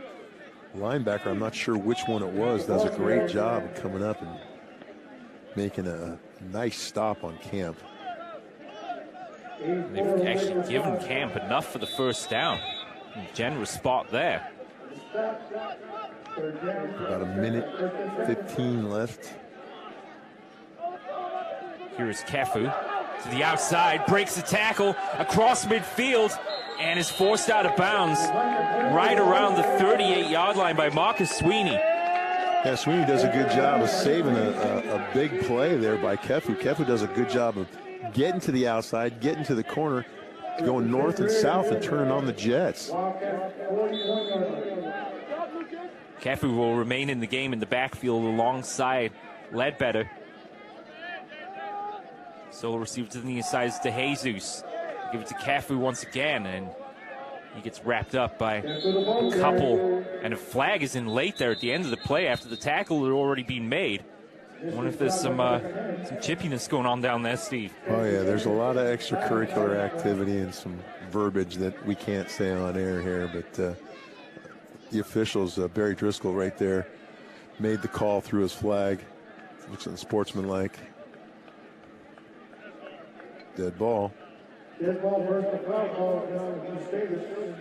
Well, they haven't exactly helped their case with penalties tonight, Steve. No, they haven't. You know, that's just the wrong thing to be doing right now. Even though you're behind, and I know you're upset, you know, you got to play under control, because as soon as you lose control of your emotions, your game goes downhill from there, Steve. And as you mentioned, or as we have mentioned, I should say, the Wildcats have sensed the opportunity to keep a 0 on the board as far as Riordan is concerned. And as we head to the 4th quarter, after the turnover on downs, this might have been their last and best chance of making that happen. And Kefu was forced out of bounds. Tackle made by Buchanan. Well, they run the same play they were successful on a couple plays ago, but the reason it doesn't go anywhere is because it's to the short side of the field. He needed a little bit more space. The last time they ran it, they were on this side of the field, on this hash mark closest to us, and he had a lot more room to go ahead and stretch things out. So running it to the boundary side is not a good idea right now. Play action from Ledbetter. Gets rid of it, and it is intercepted once again as Colonico this time making the catch and the interception. And with just seconds left here remaining in the third, that might have extinguished the final glimmers of hope perhaps for this Crusaders team.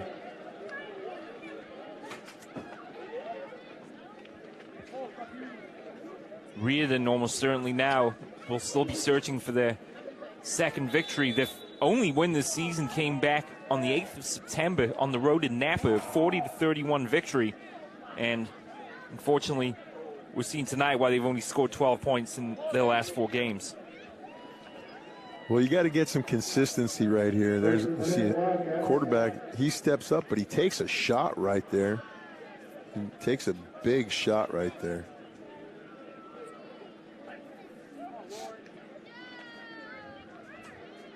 And it's Gallagher. Gallagher with one man to beat. Gallagher to the outside. Oh, eludes the tackles brilliantly. Gallagher still on his feet. Gets wrapped up right around the 22-yard line. I told you that guy could run. Gallagher does a great job. You know, he's not the fastest back out there, but he's extremely durable. You see him change directions. You see him swat away a defender. Here's that inside trap right there. Runs a trap. He's got a crease. He runs right by the defense. Number 21 has got a good shot at him right here, taking a good angle, but he cuts it off. He gets right behind him again. Number 9 comes in to make the tackle. That's Zachary Charlton, cornerback, comes in and he makes a touchdown-saving tackle to end the third quarter, Steve. So with 12 minutes to go from Kezar Stadium in San Francisco, it's St. Ignatius 35, Riordan 0. And a reminder to join the Riordan community on Friday, November 16th for our annual downtown luncheon featuring Legendary's 49 executive, Mr. Carmen Policy. Tickets and sponsorships are on sale now at RiordanHS.org and will support Riordan's new field project. So be sure to join us on the 16th at the Park 55 Hotel in San Francisco for Riordan's downtown luncheon. Tomorrow's the open house, isn't it? Yeah, it is. Thanks for reminding me. The Riordan open house, I'm pretty sure. It's tomorrow, Sunday, October 28th from 1 to 3:30 p.m. Join us to explore the campus and meet current students, parents, faculty, and coaches. Learn more about academic, athletic, extracurricular, engineering, and resource specialist programs, and to see what's new at Riordan. 2 real important things for Riordan there. The open house, to go ahead and have young people come in, young men come in and see Riordan, what it's all about. And then that field project that Carmen Policy's helping them raise some money on, I think that's going to be really important to Riordan in their recruiting. When I say recruiting, it's illegal, but them bringing students into their school. You recruit your student body, not recruit athletes. Let me go ahead and make that clear. Well, it's not just for football either. I mean, right. I'm assuming they use it for soccer, for lacrosse, right now they're field playing hockey. Right now they play on half of a baseball field, and they've only got stands on one side, so they want to go ahead and be able to put a nice facility together there for their students. So Hagfeldt now has actually taken over for Taylor Smith, the quarterback. So the Wildcats sensing this game perhaps in the book. And with a 35-point lead, as Steve alluded to earlier, we now have the running clock here in the 4th period of play. And it looks like the Gil Haskell trophy will be going correct to SI. To SI this time around. Yeah, Riordan had it all last year, and now it's going to go visit the Wildcats over off Sunset Boulevard. And out to the sunset for, SI. It's Kaylee Chan on the carry. Chan wearing number 7 there on the end around. You know, I'm looking over in the end zone, Steve, and you see over there Gil Haskell still here watching these young men play football. I think that is, you know, he's a classic football coach from the get-go. He's still here in the fog, watching these young kids play football. He's still interested in the game, the sport, wants it to go ahead and go on. There he is right there. You see him talking. That's Gil right there. Great job, and what a great man. They've had the handoff inside, and yeah, we did mention it briefly at the top of the broadcast, but we did want to wait till, you know, we got a little bit into the game to discuss them a little bit more. But it was very cool the fact that he came up here to the booth, and you spent, like we said, about 15 minutes talking with him, and like I said, like, you do all the talking. But one of the things I thought was wild was when you were talking about 8mm slides in the old days. Yeah, they used to do 8mm film. I can remember with my dad when he was coaching, it was the same thing. They come in with 8mm film. And with a projector, you'd have to have a projector, and the light bulb would burn out, and all kinds of things could go wrong. No, but you had to get the film developed pretty much as soon as the game was over. Exactly. And when I first started coaching back in 1981 in Fresno, it was the same thing. We were still using 8mm film. After the game at 11 o'clock, we'd have to take it to like one of those, I want to say UPS or FedEx or something like that, to have it sent out to the laboratory, developed and sent back to us. And we had to go pick it up early that morning so we could go watch film on Saturday for scout. And you had to get 2 copies, one for yourself and one for a scout handoff. Toss to Gallagher, and Gallagher's brought down right around the 5-yard line. So Haskell's resume looks a little bit like this: a college national championship, Rose Bowl titles, 2 NFC championships, and a Super Bowl title, and also part of the San Francisco Prep Hall of Fame. Coached both here, coached both at Riordan and at SI. He was an assistant on the football team for 4 years, and then the head coach for 5, and was also heavily involved in track and field as well. Because it's because he knows that track and field helps you be a better football player. You know, when you're a football coach, you coach other sports. Wrestling was a great way to go ahead and get football players ready for football, and track and field as well. So go ahead.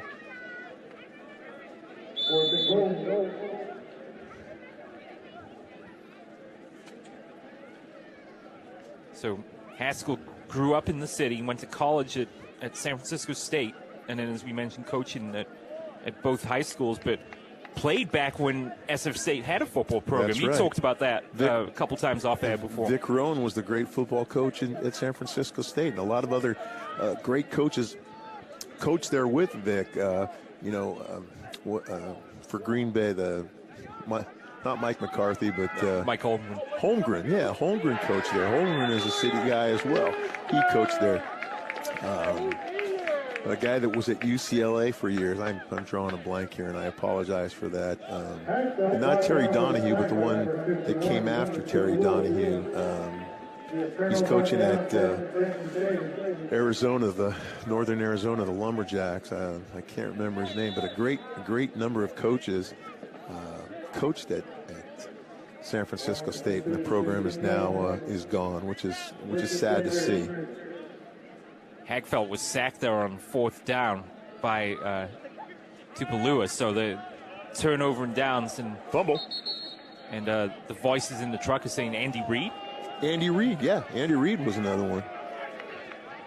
Got our production team's wisdom down there. They've also got iPhones and they can hear us, so it's making our tasks a little bit easier, that's for sure. We got our crack research staff digging up things for us here. It's nice. I found this article yesterday about Haskell's nomination for the San Francisco Prep Hall of Fame. And anyone, apparently from what I read in the article, anyone can nominate a candidate. There's a 4-page form for it. This is about what they did in high school. We don't consider post-high school accomplishments. They must have coached a minimum 10 years at San Francisco high schools. It's because of those requirements the well-known San Franciscans like Joe DiMaggio have never been honored in the local hall because they weren't part of high school coaching. Joe DiMaggio, the great baseball player for the Yankees. Great. Did you see the game last night, the World Series? I turned it off in the 10th inning because I thought if I stayed up much longer, then I need to get to bed. I was doing prep work for the game, and I turned it off at the 18th inning, and it ended. Well, these days I'm in bed a lot earlier than that, that's for sure. It's a turnover on downs from the Crusaders. The Wildcats have it one more time, and a good gain there. Again, that inside trap is just killing them. Inside trap is killing the Crusaders, and that offensive line is doing a great job of just pushing, leaning on the defensive front.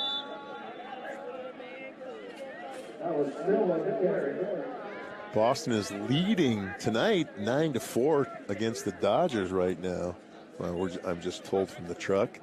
So it could be a 3-1 edge for Boston right now in the World Series. Might there be one more touchdown on the cards for SI tonight? Hagfeld hands off. It's Alex Iordi, the running back, the senior, with a gain of a couple. Is that going to move the chains for him? It does indeed. So it's first goal to go now for the Wildcats. It gives him another 4 plays to go ahead and punch one in.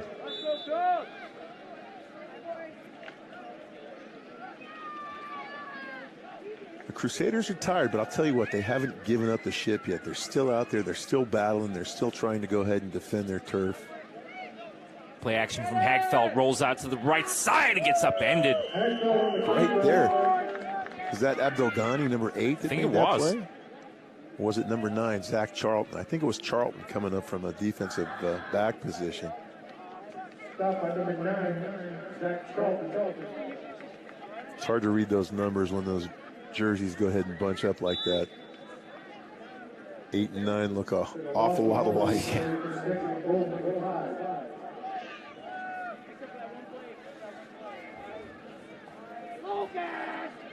I'm just told that Dirk Cotter is one of the coaches that was at San Francisco State as well.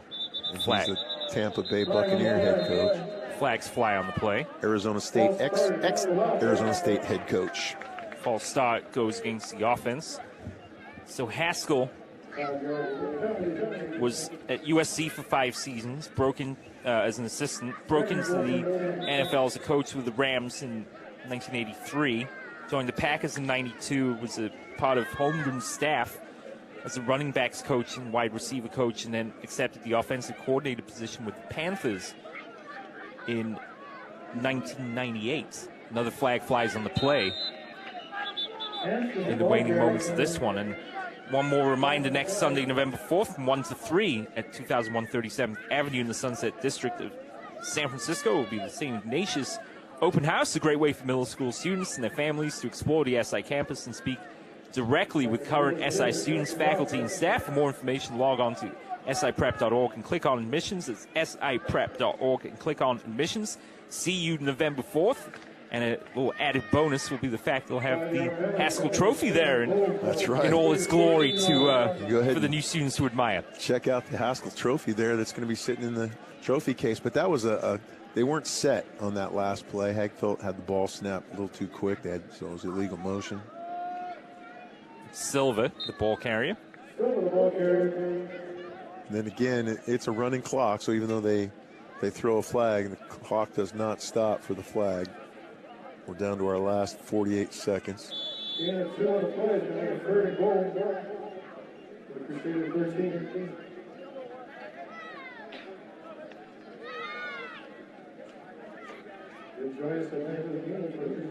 So the 52nd game played goes in favor of St. Ignatius. They've now won 29 of the 52 matchups between these two teams, and have now won 4 of the last 7.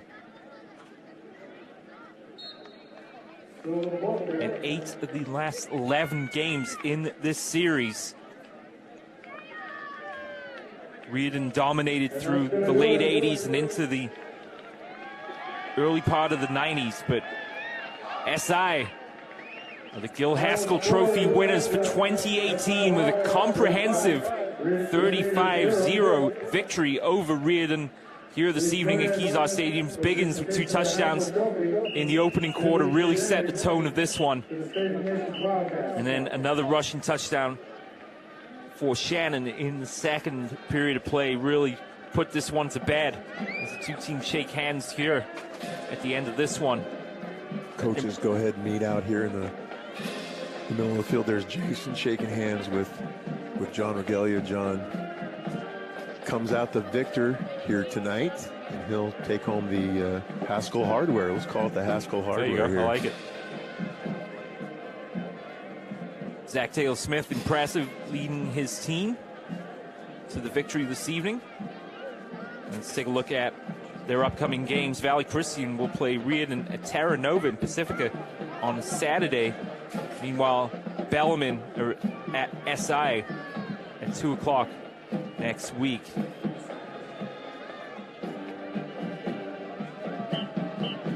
So once again, Valley Christian versus Riordan at Terra Nova next Saturday. And that's, of course, because, as you mentioned, the fact they don't have a home field and play a lot of their games on the road. Riordan usually either plays here or they go ahead and play at another field. They've played at City College of San Francisco as a home team. They're playing at Terra Nova as a home team on Saturday. They play here. They didn't play last night. They played tonight because last night was Sarah versus Sacred Heart Cathedral, because this is Sacred Heart Cathedral's home field as well here, and you get a good glimpse of the Gil Haskell Trophy being held right there. How many teams call Kezar home when you think about it? Mission? Well, yeah, you've got a lot of AAA schools here in the city that play here. Well, it is probably the only city school that has lights, to play night games. So if you want to play a Friday night game, it's got to be here at Kezar. Play a Saturday night game, it's got to be here at Kezar. So yeah, this is the home of a lot of schools here in San Francisco. There's Gil, great man, great coach, great teacher. Going to present the trophy with his name on it to the captains.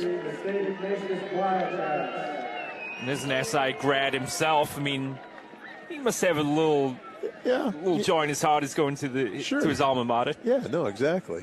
There's, I think that's Sell, Blake, Biggins, number 3, number 75. They're going to go ahead and all get a piece of the trophy here. You know, they with a 2-7 record, and that's something you go ahead and hang your hat on right there. You've won the Gil Haskell Trophy your senior year. So congratulations to SI on a great game. I want to congratulate Jason Morris. His team was, there all night fighting. They just were a little bit outmanned tonight. So congratulations to both schools, and I wish them the best here in the future. Wasn't quite the overtime thriller from 2017, but still an excellent football game here tonight for a good cause and for Gil Haskell, the now SF Prep Hall of Famer here in the city by the Bay. So the final score then once again, St. Ignatius 35, Riordan 0.